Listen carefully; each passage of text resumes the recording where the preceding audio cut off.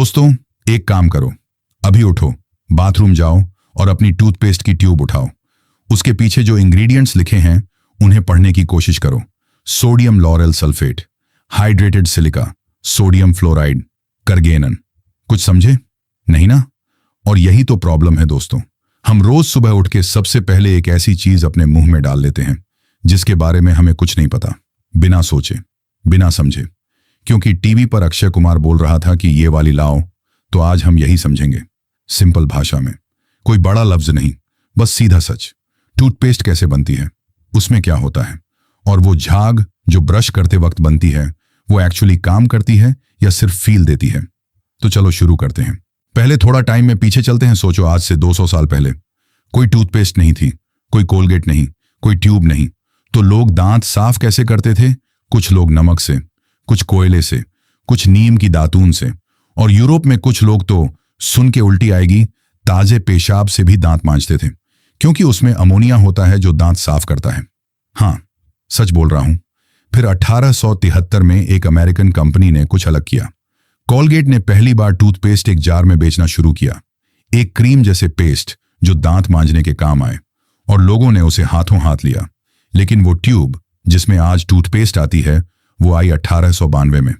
एक डेंटिस्ट ने सोचा कि जार में उंगली डालना गंदा लगता है, तो उसने ट्यूब बनाई, और तब से लेकर आज तक वही ट्यूब चल रही है। सिंपल था ना? चलो अब फैक्ट्री चलते हैं।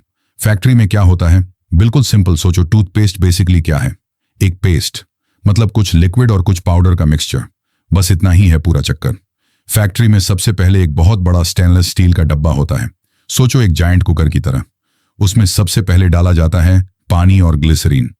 ग्लिसरीन एक नेचुरल चीज है जो पेस्ट को सूखा नहीं होने देती, इसलिए ट्यूब में रखने के बाद भी टूथपेस्ट मंथ्स तक स्मूथ रहती है।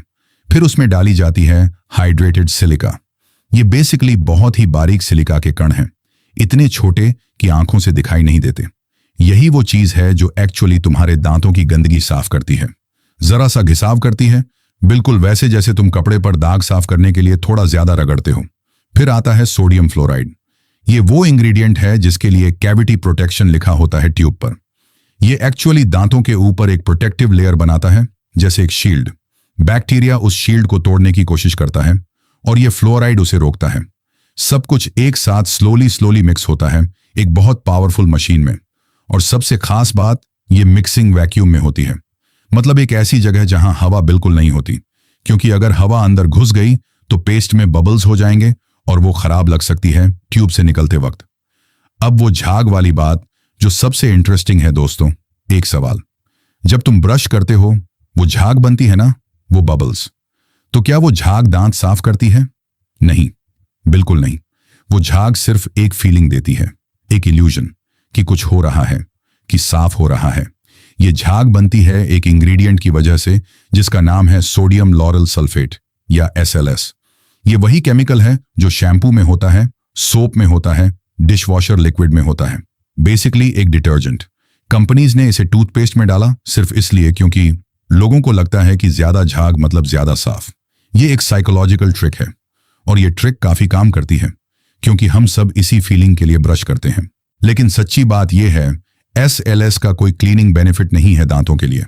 और कुछ लोगों में जो थोड़े सेंसिटिव होते हैं, ये SLS मुंह के अंदर की स्किन को इरिटेट करता है। वो छाले जो मुंह में कभी कभी हो जाते हैं, उनका एक कारण ये SLS भी हो सकता है। वो स्ट्राइप कैसे आती है टूथपेस्ट में?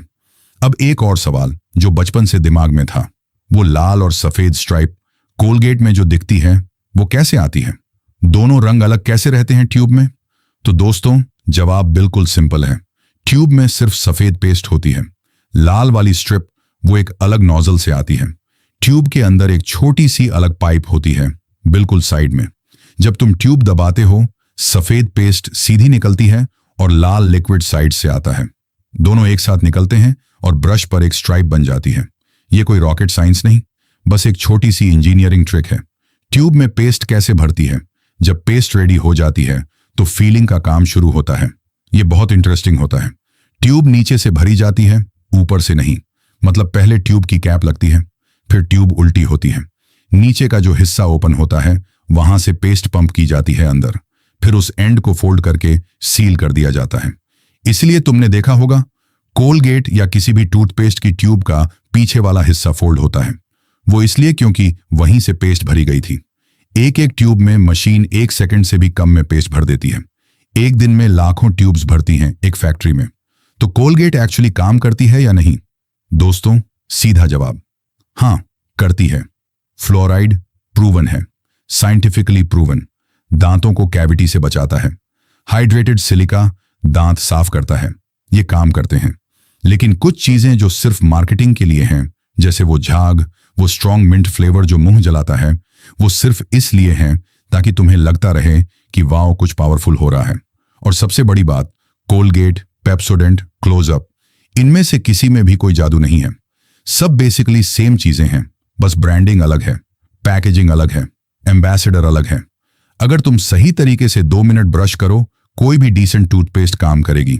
आखिरी बात दोस्तों, आज के बाद जब भी ब्रश करो, एक बार सोचो, वो पेस्ट जो तुम दबाते हो वो कई सारी सिंपल चीजों का मिक्सचर है। पानी, सिलिका, फ्लोराइड, ग्लाइसरीन। कोई मैजिक नहीं, कोई सीक्रेट फॉर्मूला नहीं। असल काम करता है तुम्हारा ब्रश करना। वो 2 मिनट की मेहनत। टूथपेस्ट तो सिर्फ हेल्प करती है, तो ब्रश करो सही तरीके से और मार्केटिंग के झांसे में मत आओ। अगर ये वीडियो पसंद आई तो अपने उस दोस्त को जरूर शेयर करो जो हर महीने नया एक्सपेंसिव टूथपेस्ट खरीदता है। और कमेंट में बताओ तुम कौन सी टूथपेस्ट यूज करते हो और किस शहर से देख रहे हो।